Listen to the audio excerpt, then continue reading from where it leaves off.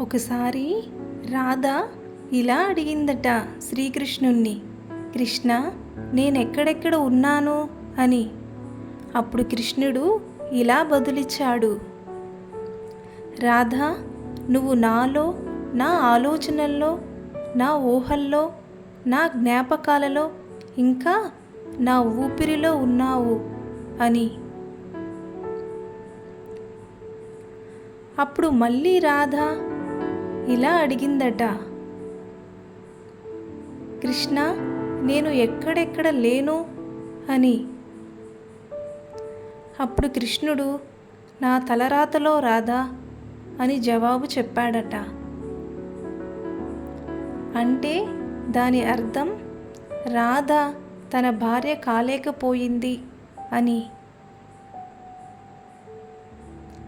ప్రేమ అనగానే ముందుగా మనకు గుర్తొచ్చేది రాధాకృష్ణులు.